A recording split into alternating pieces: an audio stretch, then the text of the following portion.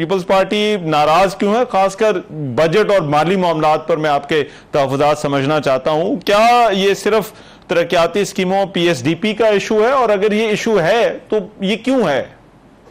रहमान, आपको पता है कि इससे जब हुकूमत साजी हो रही थी तो पाकिस्तान पीपल्स पार्टी और पाकिस्तान मुस्लिम लीग के बीच में एक अंडरस्टैंडिंग हुई थी, जो कि एक रिटन डॉक्यूमेंट है। उस अंडरस्टैंडिंग के कोई 25 पॉइंट्स थे, और कुछ तो ऐसे थे कि जो पर्टेन करते थे इंडिविजुअल्स पे, कि जी प्रेसिडेंट पीपल्स पार्टी का होगा या चेयरमैन सेनेट या गवर्नर्स वगैरह वगैरह, वो तो आपके सामने बदतरीन सब होती गई हैं चीजें, तो that is obviously already implemented, वो कोई इशू नहीं था। लेकिन कुछ और चीजें थी जो कि उसके बाद थी, कुछ पर्टेन करती थी ओवरऑल बजटिंग, और उसमें भी खासकर पीएसडीपी को 4 पॉइंट्स उस सिलसिले में थी, और उसके बाद कुछ चीजें प्रोविंशियल लेवल्स की भी थी। जबकि फर्स्ट पार्ट जो है या अपॉइंटमेंट्स वगैरह वाला वो तो हो गया, कुछ स्लूबी से हो गया, लेकिन जो नीचे वाले पॉइंट्स हैं वो उसमें पेशरफ्त उस लिहाज से उस तरह से नहीं हो रही थी जिस तरह से के होनी चाहिए।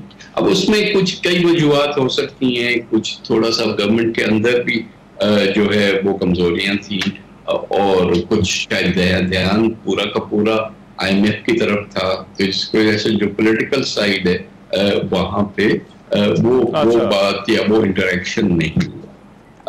जो मेन पॉइंट जो आप कह रहे हैं वो पॉइंट नंबर 17 थी, जिसमें ये वाज़ेह तौर पे लिखा हुआ है कि चारों सूबों के जो फेडरल पीएसडीपीज हैं वो बाहमी मशावरत के साथ जो है वो तय पाएंगे, और उसके बाद ही वो अप्रूव होंगे। अब बात यह है कि पीएसडीपी बन गया, पीएसडीपी में जो भी उन्होंने करना था रद्द बदल, किसी को कुछ नहीं पता चला, शोर मचाने के बाद भी कुछ नहीं पता चला। आखिर में जब पता जो भी थोड़ा बहुत कंसेशन सिंध के लिए हुआ, वो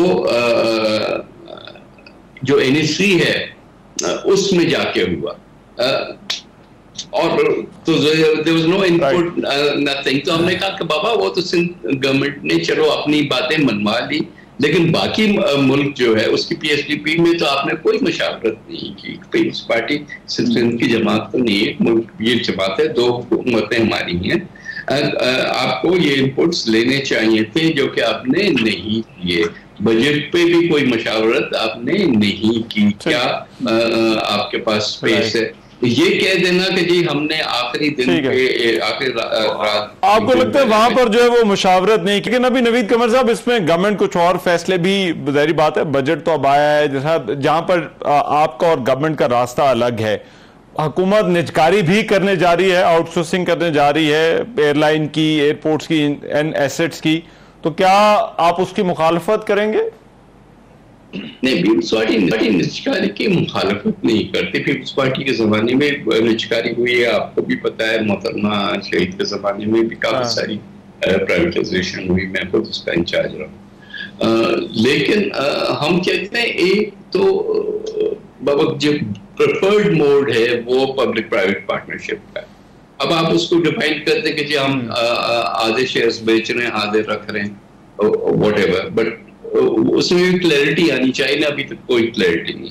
फिर दूसरा इश्यू ट्रांसपेरेंसी का है, पता तो हो कि क्या हो रहा है। हाँ, आपने कर्जे जो है वो यहाँ से पीआई से निकाल के पीआई होल्डिंग में डाल दिए, और वो भी 600 अरब के कर्जे, 650 अरब के, तो वो सर्विस कैसे होंगे? ये कह देना कि हम इधर उधर की चीजें बेच के ये कर्जा पूरा कर देंगे, ये नहीं होने वाली चीज। तो इसका मतलब है कि ये हमारे बजट पे आ जाएगा, फिर अगले साल जो है आपके पास स्पेस जो है और कम रह जाएगी। सो कई चीजें हैं। दूसरा एम्प्लॉइज का बहुत बड़ा इशू है। एम्प्लॉइज के साथ बैठ के अगर आप नहीं मामला हल करेंगे और आप सिर्फ असेंशियल सर्विसेज एक्ट को इन्वोक करके और सबको जेल में डाल देंगे, तो पहले भी जो लोगों को जेल में डाला है, जेलों से क्या आपको मिला है, तो आज भी कुछ नहीं मिलेगा। तो ये चीजें हमने भी प्राइवेटाइजेशन की है, हमने 3-3 साल निगोशिएशंस करके फिर हमने किसी जो है मुआहिदा साइन किया, बगैर मुआहिदे के नहीं गए।